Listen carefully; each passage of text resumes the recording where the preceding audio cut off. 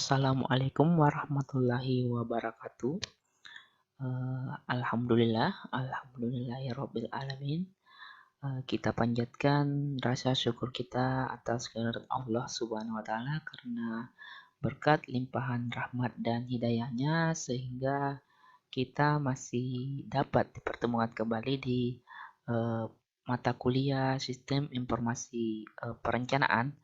Tepatnya kita berada di pertemuan yang keempat. Baik, jadi sebelum kita masuk pada pembahasan kita pada sesi kali ini, jadi adapun saya mengingatkan sebelumnya kita telah mempelajari mengenai jenis dan elemen pokok data dan informasi perencanaan. Nah, di mana pada pembahasan sebelumnya kita telah membahas mengenai elemen pokok informasi atau data dalam perencanaan tata ruang, di mana pada waktu itu terbagi atas 3 subtema ya. Jadi yang pertama yaitu mengenai data atau informasi ekonomi, kependudukan dan sistem kegiatan. Yang kedua yaitu data atau informasi penggunaan lahan dan lingkungan, dan yang ketiga yaitu data atau informasi transportasi, utilitas dan komunikasi. Baik, adapun materi kita pada sesi kali ini, sesi keempat kita, yaitu kita akan membahas mengenai data informasi dalam perencanaan tata ruang. Baik, jadi seperti yang kita ketahui bersama bahwa dalam penyusunan suatu rencana kota dibutuhkan data dan informasi yang sangat spesifik. Nah, jika perencana mengumpulkan data yang tidak atau bisa dibilang kurang diperlukan pada waktu tahap pencarian dan kompilasi data, sudah pasti dapat dipastikan bahwa perencanaan tersebut akan menemukan kendala dan kesulitan dalam tahap analisis data dan sintesis perencanaannya. Ya, data dan informasi yang akurat menjadi suatu kebutuhan sebelum analisis dan sintesis yang akan dilakukan. Jadi sebuah kesalahan dan ketidakakuratan data dapat menyebabkan kesalahan dalam penentuan dasar atau asumsi yang akan diambil dalam analisis. Jadi saya misalkan seperti ini. Jika data jumlah penduduk menurut kelompok umur tidak tepat perhitungannya, maka perhitungan akan kebutuhan sekolah, kemudian kebutuhan rumah sakit, dan fasilitas lainnya juga akan menjadi tidak tepat. Jika dalam data dinyatakan bahwa dalam suatu bagian kota, jumlah penduduk yang terbanyak adalah orang tua, maka fasilitas yang lebih diutamakan tentunya adalah rumah sakit. Sementara itu, jika jumlah penduduk yang terbanyak adalah anak berusia di bawah 5 tahun, fasilitas yang lebih diutamakan atau dibutuhkan dalam perencanaan adalah sekolah dasar seperti ini. Kita contohkan seperti ini. Pada gambar kita lihat bahwa data penduduk dengan usia orang tua bisa kita lihat bahwa persentasenya lebih besar daripada anak-anak sekolah. Maka fasilitas yang lebih diutamakan adalah fasilitas kesehatan atau rumah sakit. Nah, sedangkan jika pada data kependudukan menurut umur terdapat data bahwa data anak berusia sekolah lebih dominan daripada orang tua, tentunya dalam perencanaan kita akan memprioritaskan pada pengembangan pada fasilitas pendidikan seperti sekolah, apakah dia SD, SMP, dan SMA. Dengan demikian, hal itu akan menjadi jelas bahwa perlunya keakuratan data dan informasi. Selain itu, perlu juga diketahui bahwa sumber data atau informasi asal data tersebut mendekati keakuratan ketepatan cara pengambilan data, dan kepastian ketepatan dalam penyediaan data. Misalnya, untuk data penduduk akan lebih akurat jika kita mengambil data kependudukan di kantor yang tepat seperti Badan Pusat Statistik atau biasa kita singkat dengan BPS. Kemudian untuk data lalu lintas dan angkutan jalan, lebih tepatnya kita ambil pada dinas terkait seperti Dinas Lalu Lintas dan Angkutan Jalan atau biasa disingkat dengan LLAJ. Nah, ketepatan pemilihan data dan sumber data juga akan mempengaruhi hasil analisis dan perencanaan yang akan dilakukan. Sumber data yang tepat akan dapat memberikan data yang lebih akurat daripada sumber data yang tidak dapat dipertanggungjawabkan, metode, prosedur, dan cara pengambilan datanya. Jadi pada dasarnya, suatu perencanaan atau penataan ruang merupakan suatu upaya untuk secara rasional mengatur pemanfaatan dan penggunaan sumber data yang ada dengan memperhatikan segala kendala dan limitasinya secara efisien dan efektif, menurut Joko Sujarto. Oleh sebab itu, dalam proses perencanaan dan penataan ruang, diawali dengan pengenalan terhadap ruang yang akan direncanakan, yang sering kali disebut sebagai aspek fisik, kemudian aspek ekonomi, dan aspek sosial dalam ruang. Jadi data atau informasi fisik diperlukan untuk mengetahui bagaimana kondisi fisik yang ada pada wilayah yang akan direncanakan. Kondisi fisik maksudnya adalah seluruh keadaan, bentukan perubahan, dan semua bagian fisik, alamiah ataupun binaan manusia yang ada pada wilayah perencanaan. Nah, jadi selain data fisik, hal lain yang tak kalah lebih pentingnya adalah data atau informasi sosial. Karena dalam perencanaan dibuat untuk manusia yang merupakan makhluk sosial. Jadi manusia memiliki interaksi dengan orang lain serta melakukan kegiatan sepanjang waktu hidupnya dan berhubungan dengan orang lain. Selain data informasi fisik, perencanaan membutuhkan data informasi ekonomi seperti faktor-faktor yang bisa memberikan dan membangkitkan kegiatan perekonomian yang ada di wilayah perencanaan.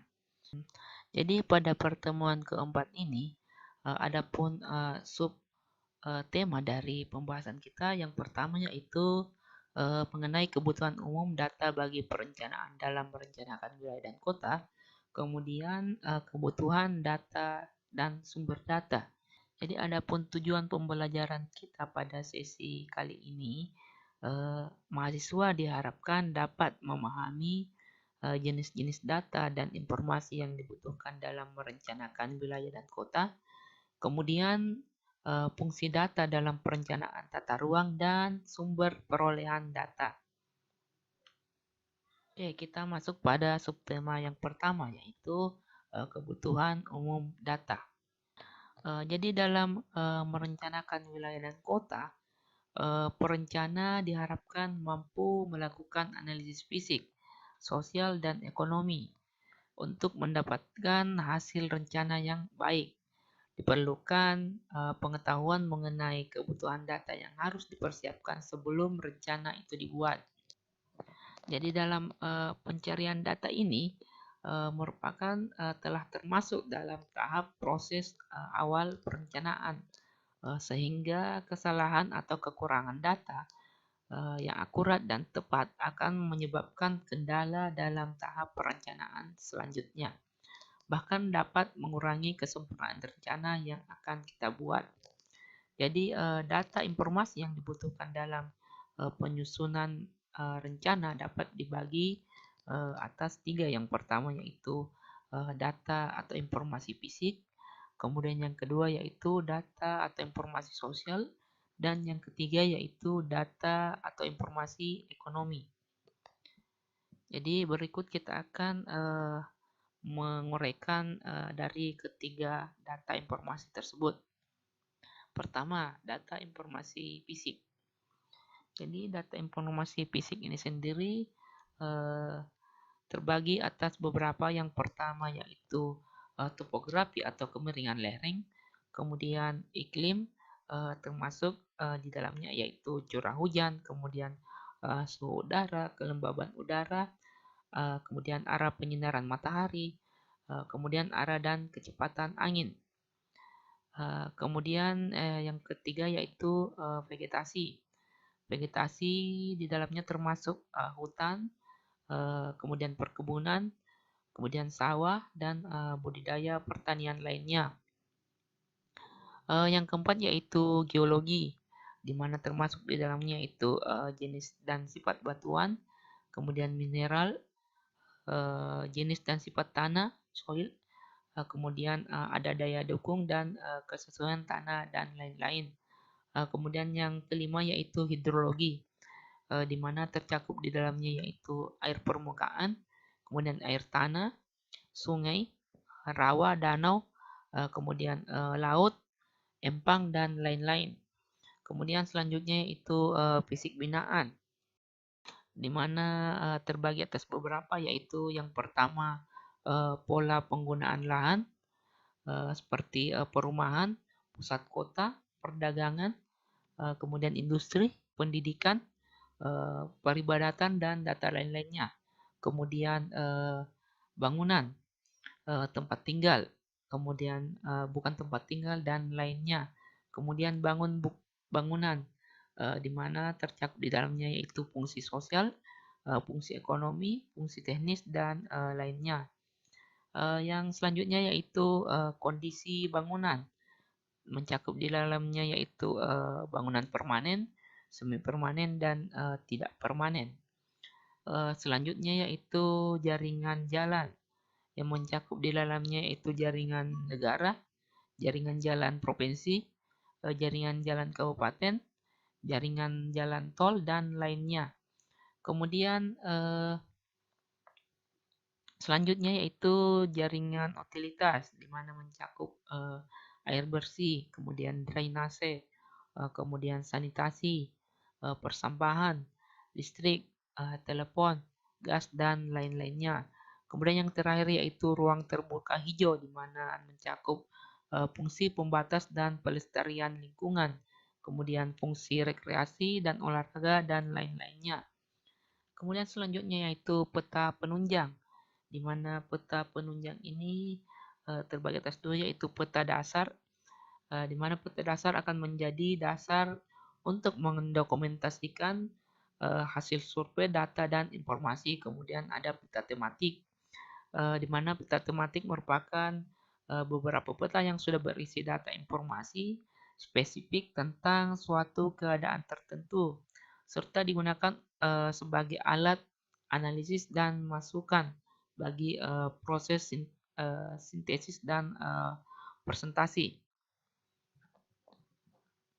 Jadi adapun penjelasan dari data informasi fisik ini bisa kita lihat pada data berikut. Jadi saya sudah mengirimkan file PDF untuk bisa diunduh di halaman deskripsi dari video ini. Nanti teman-teman bisa mendownload filenya. Kemudian kita masuk pada data informasi sosial, di mana data informasi sosial ini terbagi atas data kependudukan, kemudian data kesehatan, pendidikan, ketenagakerjaan, fertilitas, perumahan dan lingkungan, kemudian pengeluaran rumah tangga, dan sosial dan budaya. Jadi untuk data informasi sosial ini juga bisa di-download pada deskripsi video di bawah ini. Teman-teman bisa melihat tabelnya, karena berhubung saya tidak bisa memasukkan semua tabel dalam slide PowerPoint ini, makanya saya mengirimkannya dalam file terpisah. Kemudian, jadi pertanyaannya, mengapa informasi kependudukan itu diperlukan? Jadi pada hakikatnya pembangunan ditujukan untuk meningkatkan kesejahteraan penduduk, di mana penduduk dapat menikmati hidup yang layak sehingga mampu memenuhi kebutuhannya yang seiring dengan tuntutan perkembangan zaman. Masyarakat harus dapat mengakses informasi, berpola hidup sehat, serta biaya sekolah dapat dijangkau oleh seluruh penduduk, mampu memenuhi kebutuhan hidupnya. Data tentang kependudukan menjadi hal yang sangat penting dikarenakan target suatu perencanaan dan pembangunan memang adalah bertarget pada kesejahteraan penduduk. Kebijakan kependudukan yang menitik beratkan pada upaya peningkatan kualitas sumber daya manusia juga penting. Sumber daya manusia yang berkualitas akan menjadi modal yang kuat bagi terlaksananya program pembangunan. Nah, berikut adalah beberapa alasan mengapa data kependudukan menjadi sangat penting. Yang pertama yaitu penduduk adalah objek dari semua perencanaan yang akan dibuat.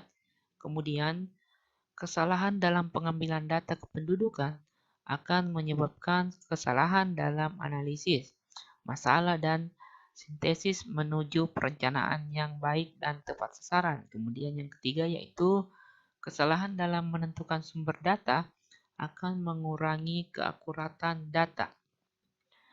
Nah, sekarang kita masuk pada data informasi ekonomi. Nah, data informasi ekonomi dibutuhkan dalam penyusunan rencana wilayah dan kota, dikarenakan setiap wilayah dan kota harus mampu menghidupi penduduknya serta memberikan kesempatan bagi penduduknya untuk meningkatkan kemampuannya secara ekonomis. Jadi dalam tugasnya, perencana harus mampu menggali dan mengidentifikasi faktor ekonomi apa saja yang mungkin dapat dikembangkan di suatu wilayah dan kota agar penduduknya mampu memperoleh manfaat ekonomis dari pekerjaan atau kegiatan yang akan dilakukannya. Nah, ada pun beberapa data dan informasi yang dibutuhkan dalam eh, data informasi ekonomi ini, diantaranya yaitu data pertanian, kemudian konstruksi, kemudian pertambangan dan penggalian, selanjutnya perdagangan, kemudian industri, eh, transportasi dan komunikasi, listrik, gas dan air, dan terakhir yaitu jasa dan keuangan. Jadi untuk melihat detail dari uh, data informasi aspek ekonomi ini, teman-teman bisa juga mendownload ya di deskripsi dari video ini, karena berhubung saya tidak sempat tidak bisa memasukkan semuanya dalam slide tabel-tabel ini, jadi silahkan di-download untuk dicermati. Kemudian selanjutnya, jadi sini ada pertanyaan yang sama dengan informasi kependudukan tadi. Jadi yaitu mengapa informasi ekonomi ini diperlukan, ya?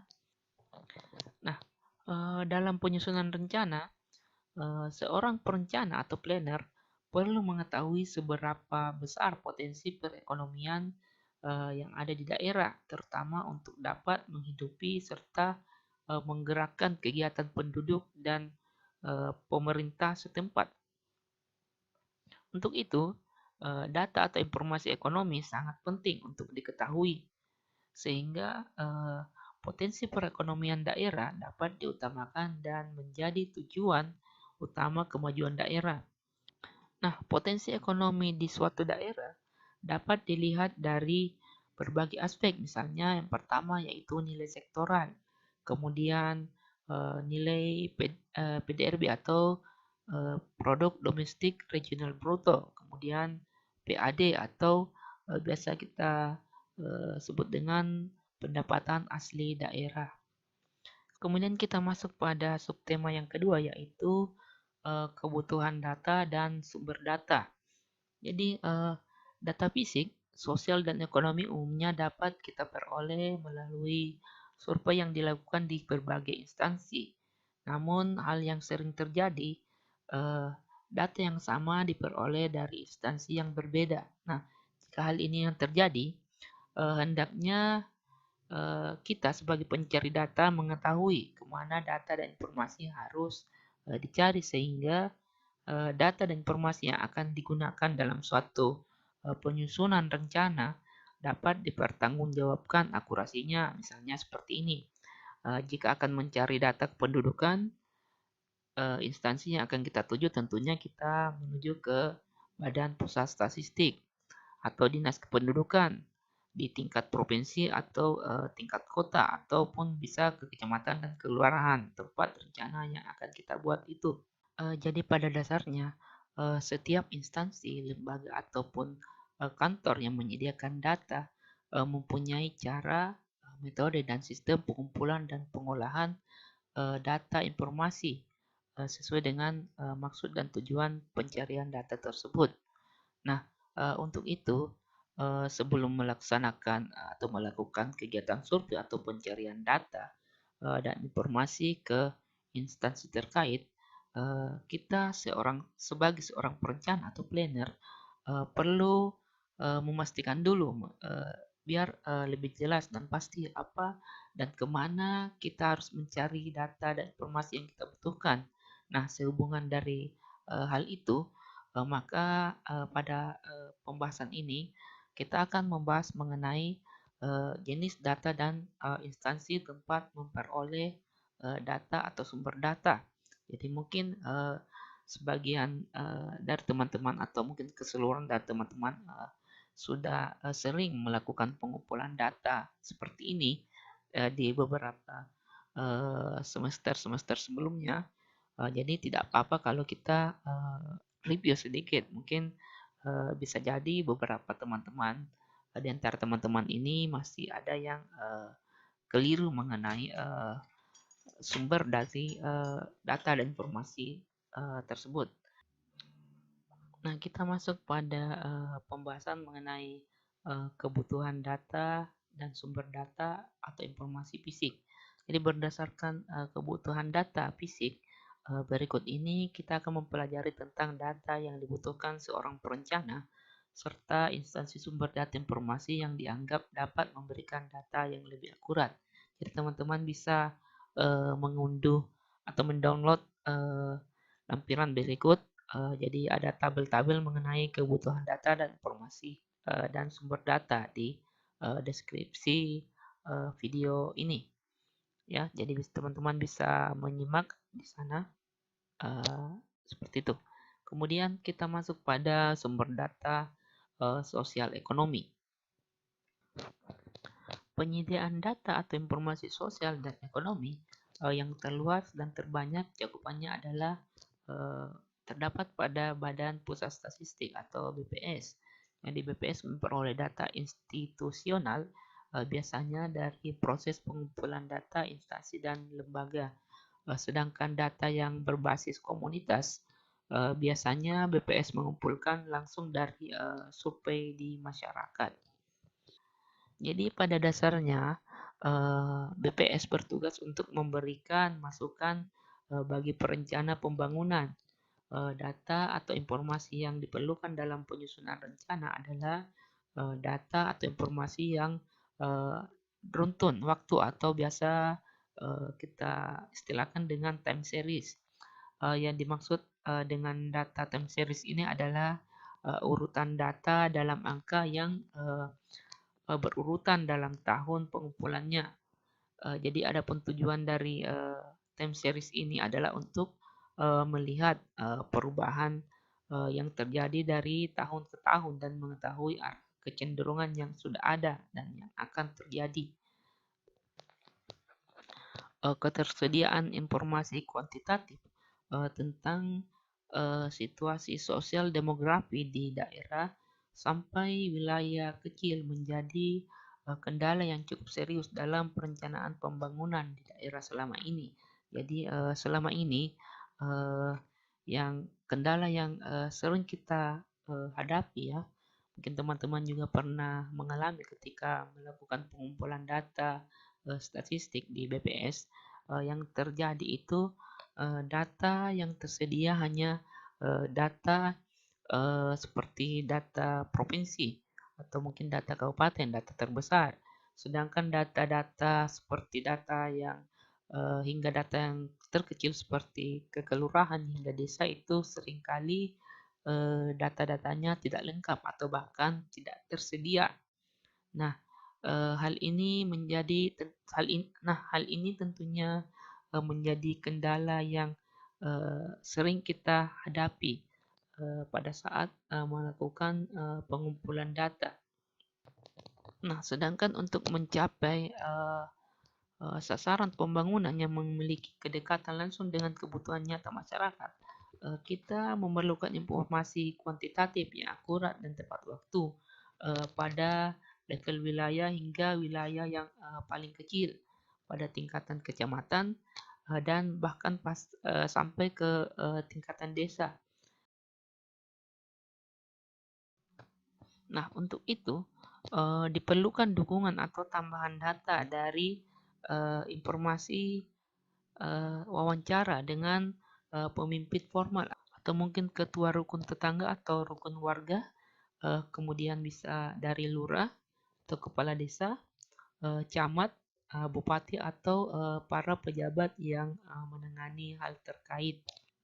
Data atau informasi yang diperoleh dari pimpinan informal atau masyarakat sebaiknya menggunakan checklist atau daftar pertanyaan sebagai panduan.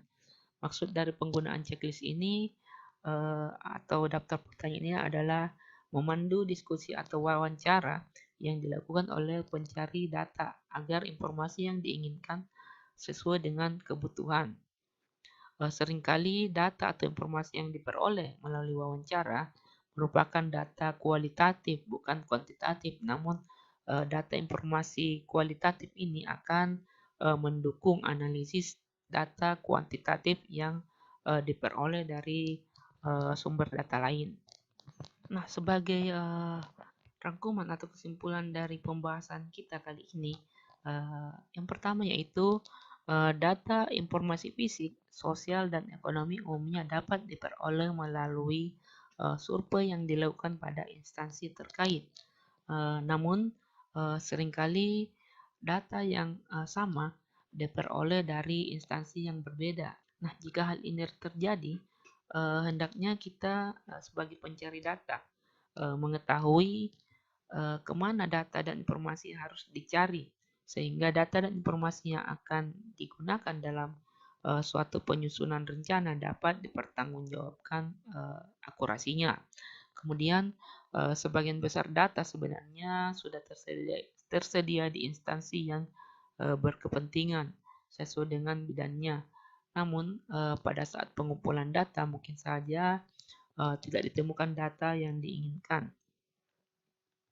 Nah, untuk itu diperlukan dukungan atau tambahan data dan informasi dari proses wawancara dengan pimpinan formal atau biasanya ketua rukun tetangga, rukun warga, lurah, kepala desa, camat, bupati, atau para pejabat yang menangani hal terkait. Baik teman-teman, jadi untuk materi kita untuk pertemuan keempat kali ini saya rasa cukup. Terima kasih. Saya akhiri dengan ucapan wassalamualaikum warahmatullahi wabarakatuh.